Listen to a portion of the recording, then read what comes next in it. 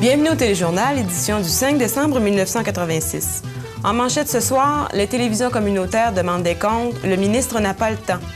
Projet regroupement à Amqui, une décision est prise et situation enviable pour la MRC de la Matapédia.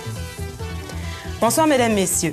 Face aux coupures annoncées par le ministre des Communications, M. Richard French, les télévisions communautaires du Québec effectuaient un mouvement de masse dans la vieille capitale le 2 décembre dernier. La télévision communautaire de la Vallée en faisait partie. Premier objectif de cette journée, rencontrer le ministre Richard French, lequel avait été prévenu de notre visite. Évidemment, le ministre était, semble-t-il, trop occupé. Il a donc délégué son directeur de cabinet, Jean B. Chrétien, qui ne semblait pas être au courant des actions posées par le ministère pour lequel il travaille. J'aimerais que vous reformuliez la question parce que je ne suis pas au courant de la déclaration du sous-ministre en question. Là. Bon, je ne suis pas au courant de la déclaration, j'aimerais vérifier avec le sous-ministre avant de commenter là-dessus. S'il y a des compagnies, je ne suis pas au courant ni de Lavalin ni de Bell, là. Monsieur Chrétien s'est donc contenté de répondre de façon très évasive aux télévisions communautaires et pour s'en sortir de façon élégante, a renvoyé la balle dans leur camp. Amenez-nous d'autres solutions, mais oubliez une participation directe au niveau d'un programme de subvention. On n'a plus d'argent pour faire ça.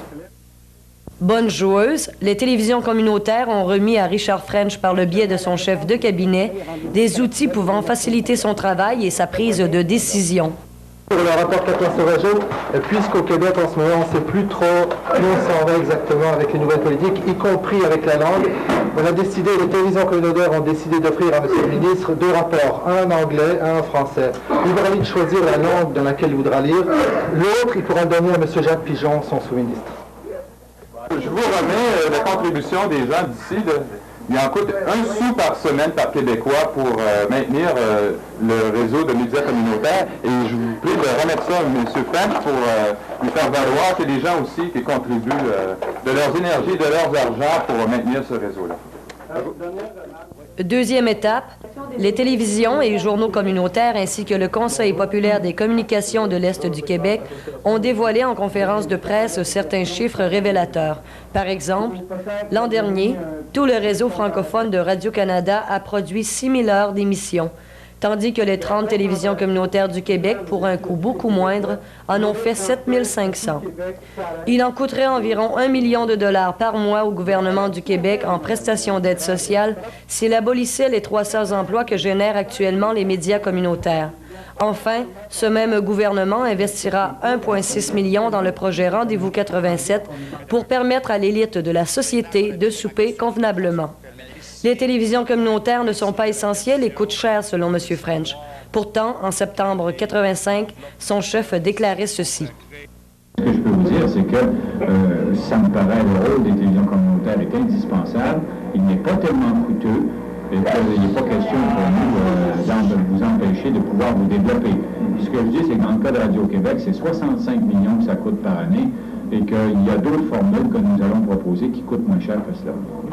Les télévisions communautaires sont choquées, déçues et mécontentes de l'attitude de Richard French et demandent une commission parlementaire qui étudiera les rôles et mandats du ministère des Communications. Et voici une intervention à l'Assemblée nationale du 1er décembre qui traduit bien leurs pensées. Le président du Conseil du Trésor, dans le but de sauver Télévision communautaire, n'a-t-il pas envisagé d'effectuer la coupure qui serait probablement la moins dommageable au ministère des Communications, soit celle de couper le ministre qui est inefficace? En fait, il y a 2 choses à retenir en ce qui concerne les derniers développements dans le dossier des télévisions communautaires du Québec. D'une part, il y a le ministre des Communications, M. French, qui s'acharne à s'enfermer dans son mutisme et donne des réponses très vagues quand réponse il y a.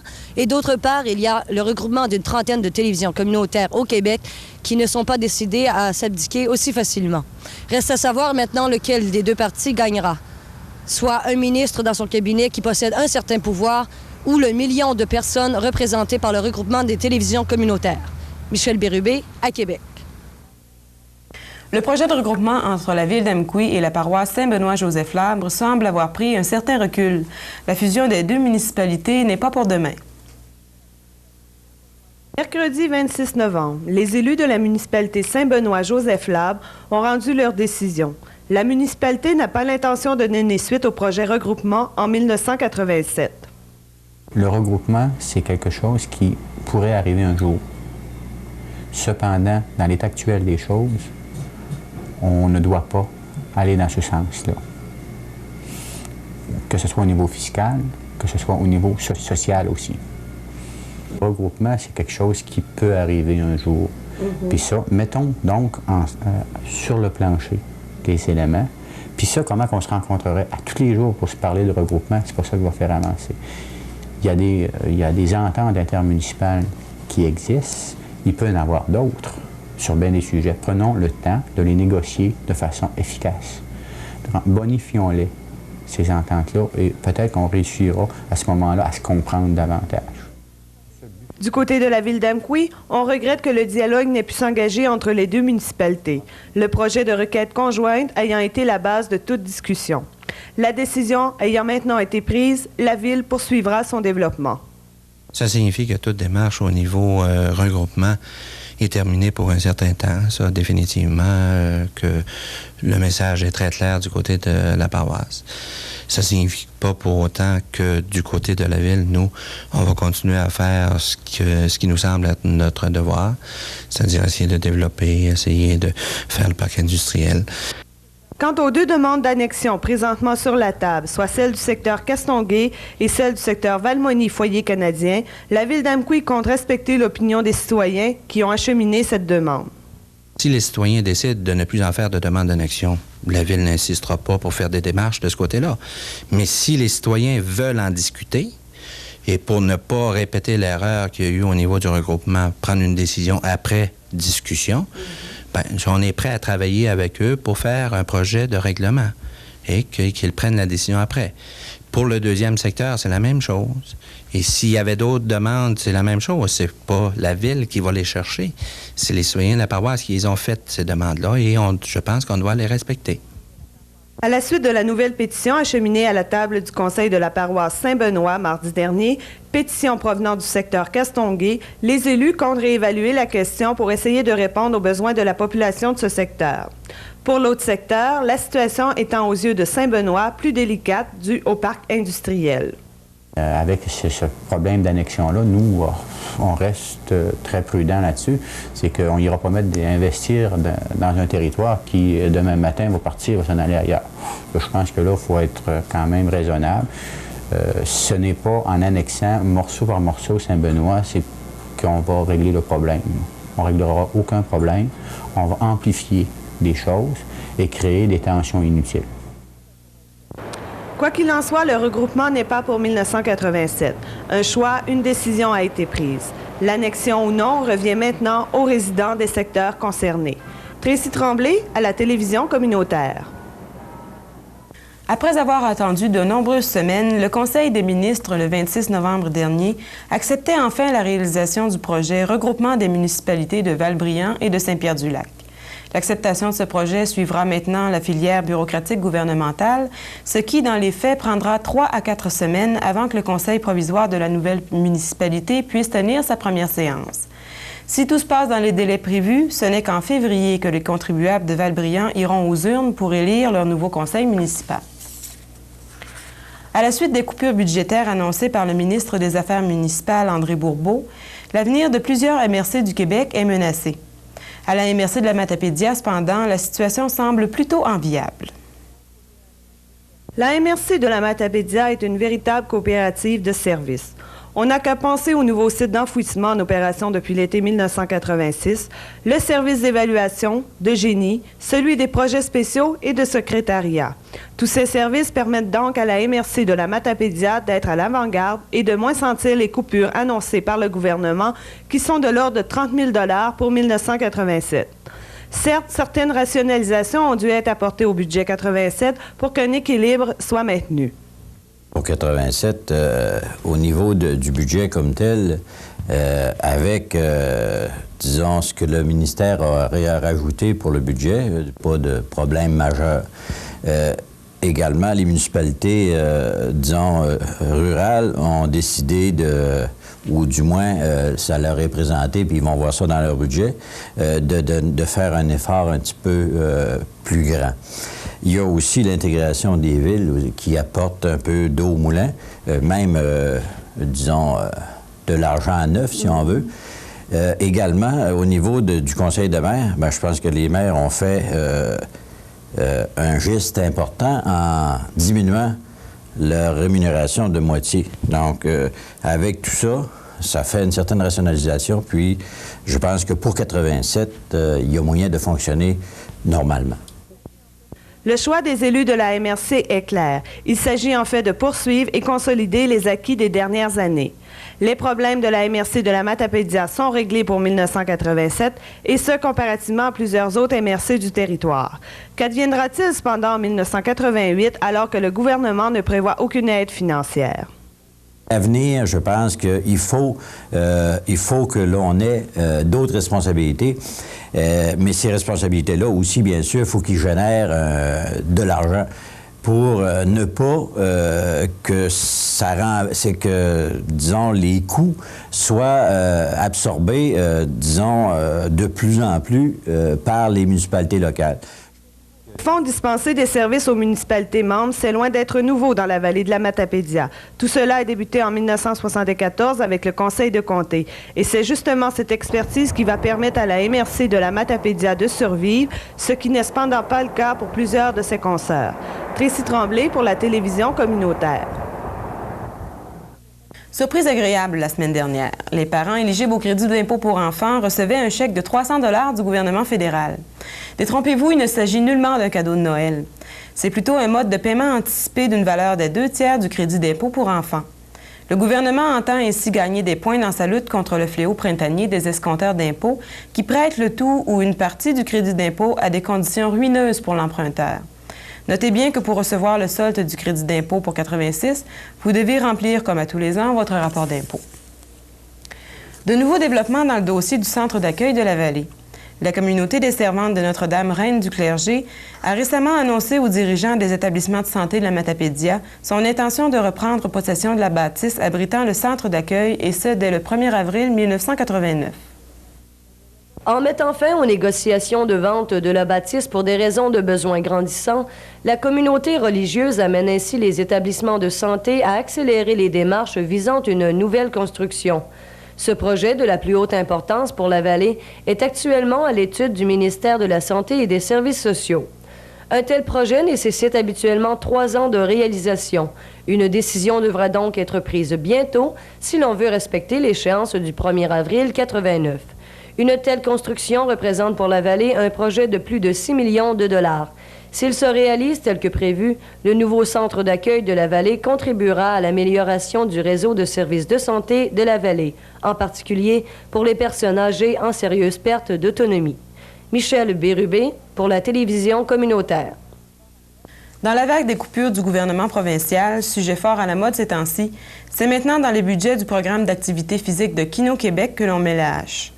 Face à ces coupures annoncées pour 87-88, une table de concertation des directeurs généraux des CLSC de la région 01 ont fait connaître leur réaction en demandant l'appui du premier ministre Bourassa. Dans une lettre acheminée à ce dernier, les requérants font valoir le fait que les sommes investies dans le programme Kino génèrent 3 fois le montant de base investi par le gouvernement. Dans ce sens, l'action des modules Kino, entrepris maintenant depuis 10 ans, favorise le développement des actions d'éducation populaire. La ville de Cousapscal procède actuellement à un 2e concours visant à l'embauche d'un greffier pour la municipalité. On se rappellera que ce dossier traîne déjà depuis le printemps 86. Tracy Tremblay nous rapporte les faits. Au printemps 1986, Mme Hélène Dubé démissionnait de son poste de greffière. À la suite de cette démission, le Conseil procédait à un concours pour combler le poste. À une séance tenue en juillet, les élus de cette municipalité sélectionnaient M. Jean-Marc Lefrançois pour ce poste. Cette embauche était cependant rejetée dès le 4 août. En octobre, Mme Yolande Lavoie, trésorière à la municipalité, avisait le Conseil qu'elle n'assumerait plus dès novembre les fonctions de greffière par intérim. ce qui poussait le conseil de la ville de Causapscal à accélérer le processus pour l'embauche d'un greffier dès décembre. N'étant pas dans l'obligation d'effectuer un deuxième concours, la Ville, à sa séance du 3 novembre, choisissait un nouveau greffier en la personne de M. Serge Charret.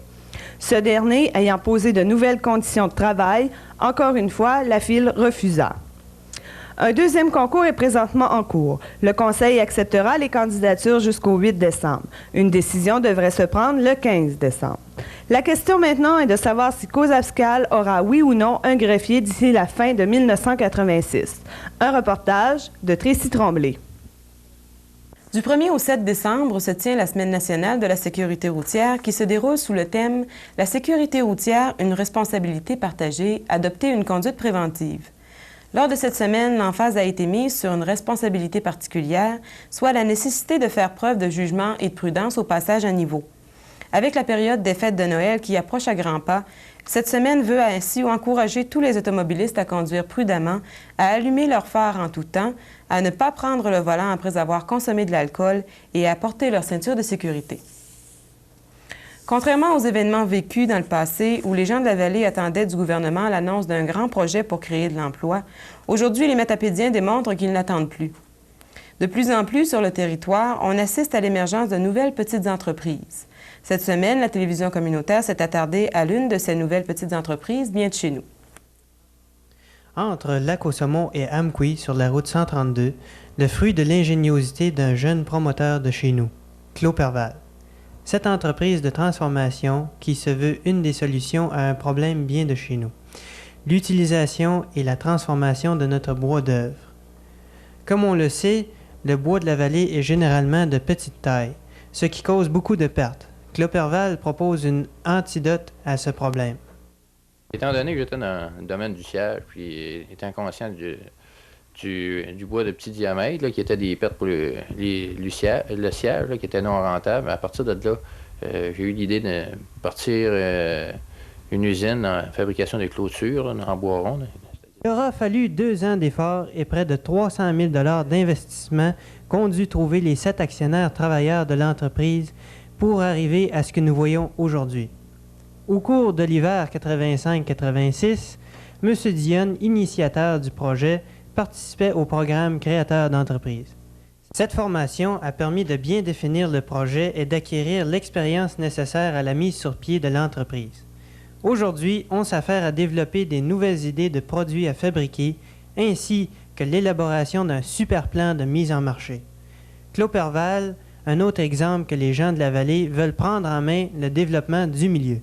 Bon, pour la première année, mais c'est certain qu'il y a des difficultés là, pour le temps de rechercher le marché, puis l'approvisionnement, puis tout mettre ça en œuvre. Là. Mais pour les autres années, c'est très prometteur. Reportage de Stéphane Bédard. À la suite de nombreuses plaintes, l'Office de la protection du consommateur avise tous les détenteurs de cartes de crédit de ne jamais divulguer leur numéro de carte de crédit par téléphone sans s'être assurés au préalable du sérieux de la compagnie qui demande ces renseignements.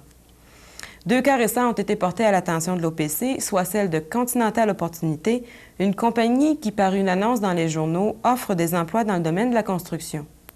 Pour sa part, l'entreprise Holiday Magic Travel Club de Miami, dans un feuillet publicitaire, informe le consommateur qu'il a été sélectionné pour une offre de croisière dans les Bahamas. L'OPC rappelle qu'il est très difficile d'obtenir satisfaction devant les tribunaux lorsque le commerçant n'a pas sa place d'affaires au Québec. L'important, c'est d'être prudent et de ne pas dévoiler son numéro de carte de crédit par téléphone. Dans le but de reprendre ses activités, l'Association des pêcheurs et chasseurs de la Matapédia tenait un souper lui permettant de recueillir des fonds. Michel Bérubé nous précise. Les profits d'un tel souper sont nécessaires pour l'APCM, car tout organisme a besoin d'argent pour fonctionner. Et l'activité printanière, qui est le Festival de la truite grise, n'a su cette année générer des revenus suffisants pour permettre à l'organisme de maintenir adéquatement ses activités.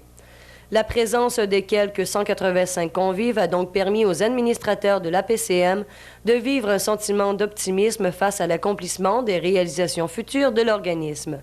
Un bon souper pour les uns qui renfloue le budget des autres, voilà ce qui s'appelle mêler l'utile à l'agréable. Michel Bérubé pour la télévision communautaire. La saison des fêtes approche à grands pas. Cette période de l'année nous amène à penser aux décorations dont on parlera très bientôt à la maison et qui fait partie de la tradition. Cependant, il faut user de prudence dans le choix et l'utilisation de ces éléments décoratifs pour qu'ils continuent d'être des symboles de réjouissance et non la cause d'incidents dramatiques provoqués par des incendies. Il est donc recommandé de bien vérifier toutes les décorations utilisées, que ce soit d'intérieur ou d'extérieur, de s'assurer que tout produit porte le sceau ACNOR, qui atteste que l'article répond aux normes de sécurité, d'utiliser le moins de cordons rallonge possible et surtout de ne pas remplacer par un calibre plus gros un fusible qui vient de sauter. Plusieurs autres conseils pourraient être donnés, mais il s'agit surtout de se rappeler qu'une agréable saison des fêtes doit être accompagnée de prudence et de gros bon sens. C'est le 9 décembre 1961 qu'Amqui abandonnait le nom de village pour prendre celui de ville. Le mardi 9 décembre 1986, on soufflera les chandelles de son 25e anniversaire sous cette appellation. L'administration municipale soulignera cet événement lors d'une journée porte ouverte de toutes les installations de loisirs de la ville. En terminant nos actualités de ce soir, allons maintenant voir 2 courts vidéo témoignages sur la télévision communautaire.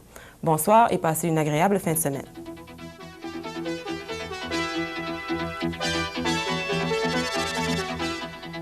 Bon, à mon point de vue, la question ne se pose plus. La télévision communautaire, c'est un outil indispensable pour le développement de notre région, l'information que nous avons.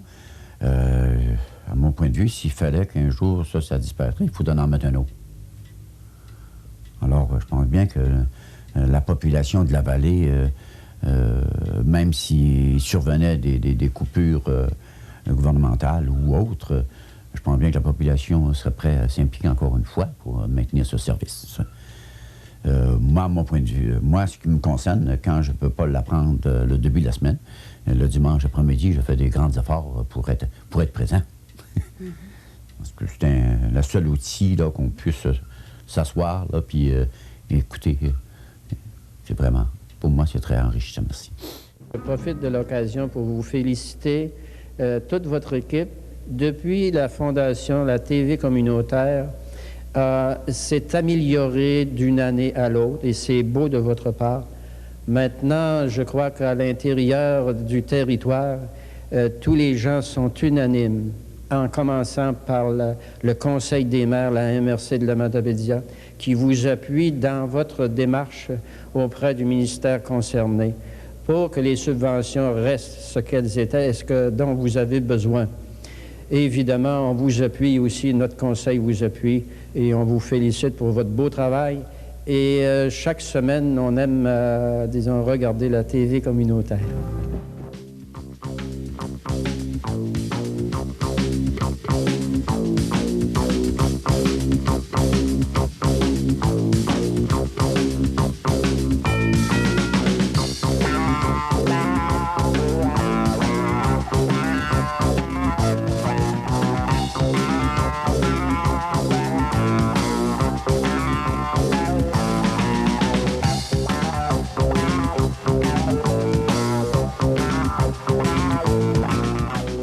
Bonsoir, Mesdames, Messieurs. Bienvenue aux informations sportives.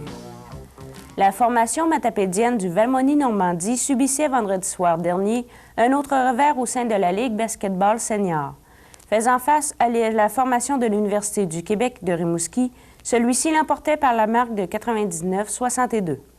Le Valmonie-Normandie fera face de nouveau à cette formation dimanche le 7 décembre à Rimouski, après quoi la formation matapédienne fera relâche pour la période des fêtes.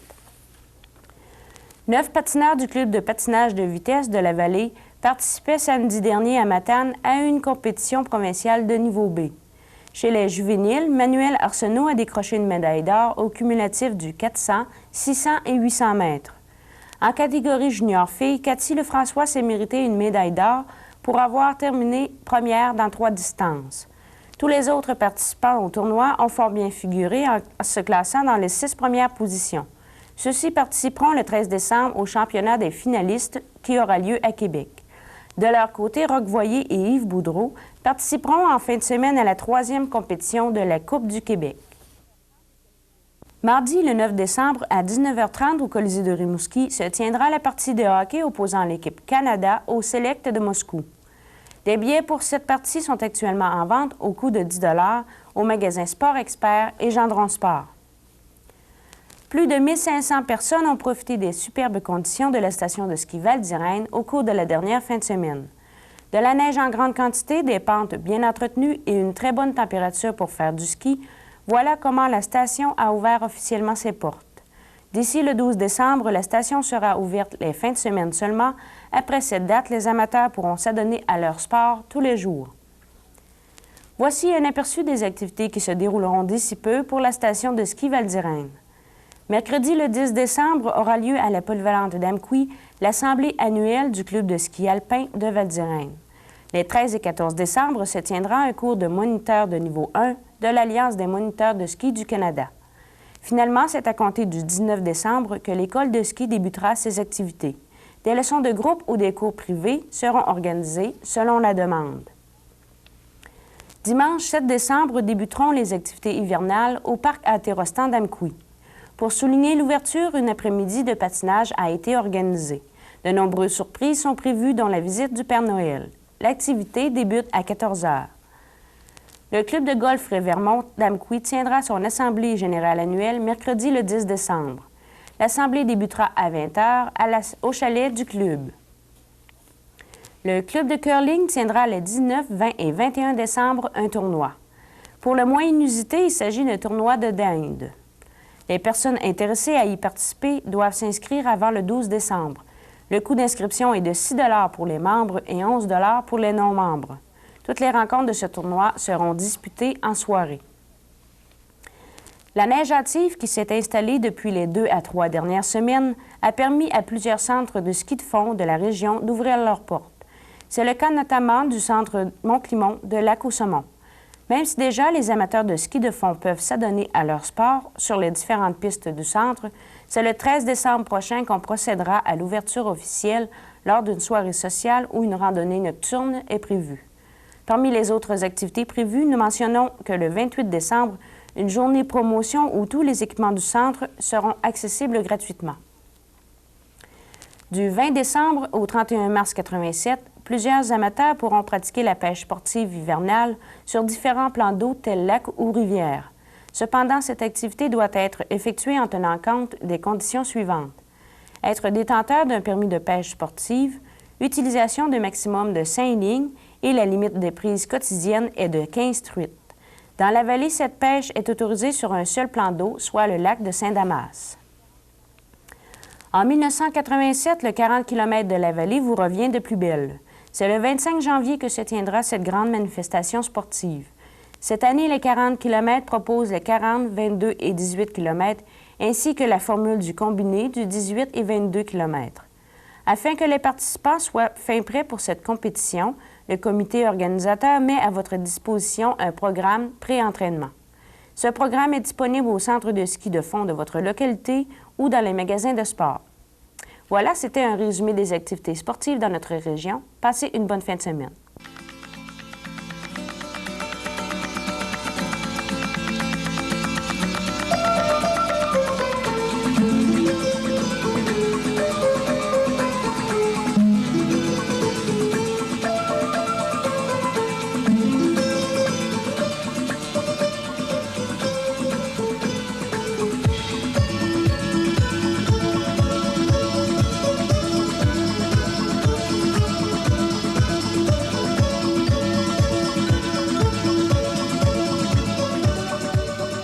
Bonsoir, Mesdames, Messieurs.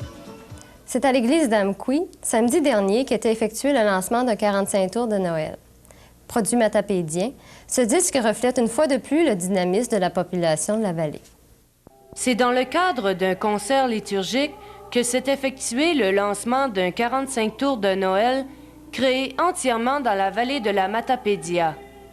Paroles de Lise Bédard-Archambault, musique de Pierre Lescaut, interprété par Micheline Archambault et la chorale des enfants de la Vallée du Bonheur. Voici un extrait des 2 pièces qui s'intitulent « Nuit de Noël » et « L'Enfant céleste ».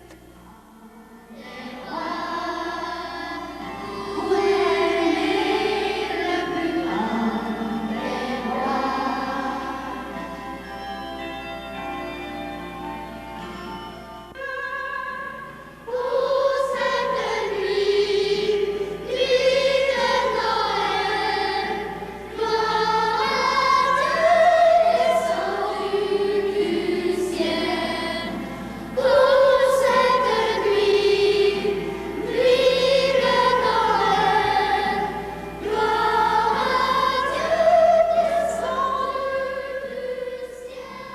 On ne peut s'empêcher de fredonner en les écoutant, tellement elles sont entraînantes.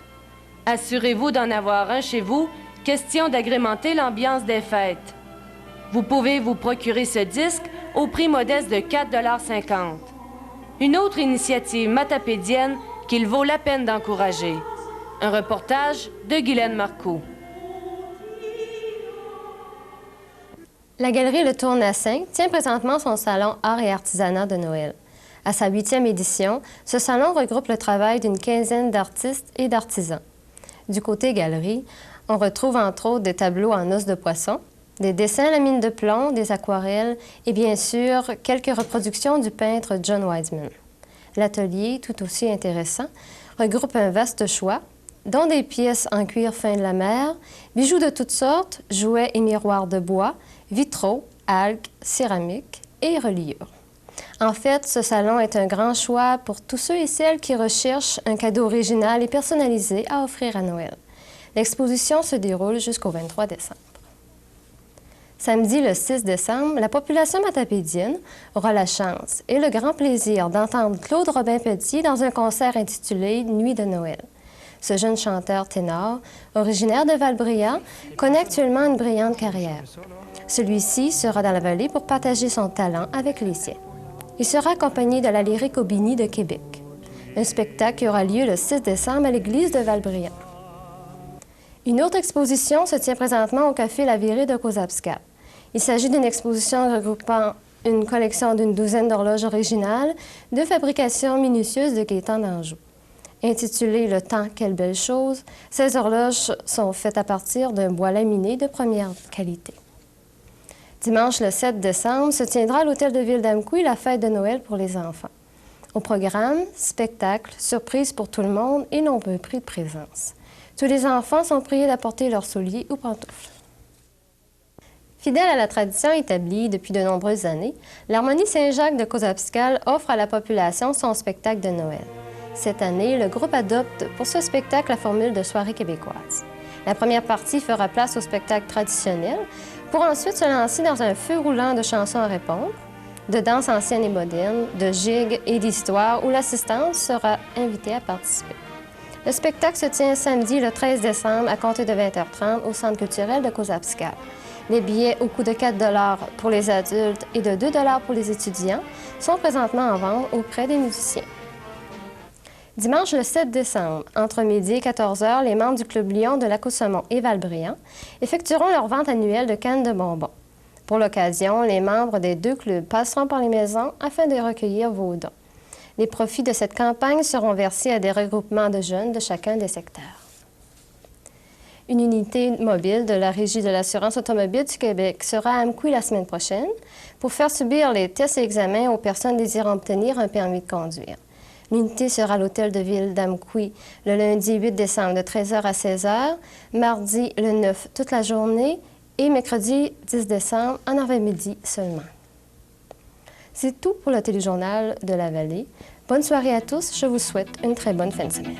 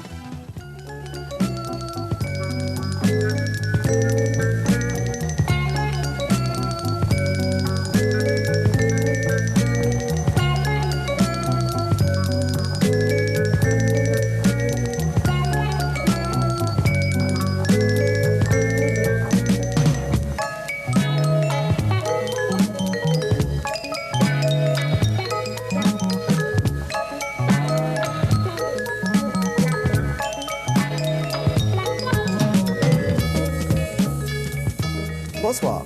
La télévision communautaire vous propose la semaine prochaine, lundi à Survol, on vous réserve une surprise. Mardi, à De tout pour tous, place à la danse avec Roger et Suzanne Fortier. Mercredi, Entre nous vous revient avec ses différentes chroniques qui vous informent sur les groupes et activités communautaires de la vallée. Jeudi, à l'actuel, on fera une analyse plus approfondie d'un sujet bien d'actualité ces temps-ci, le projet de regroupement de la ville et de la paroisse d'Amqui. Vendredi, place à l'information avec le téléjournal de la vallée. N'oubliez pas que vous retrouverez nos émissions à tous les soirs de la semaine à 18h30 au canal communautaire et en reprise le dimanche à compter de 14h précédé du réseau Rock à 13h. Vous pouvez trouver notre horaire dans l'avant-poste gaspésien au mémo de la vallée ACFVN et sur leur téléscripteur du câble au canal 4. Passez d'agréablement notre compagnie. Bonne semaine!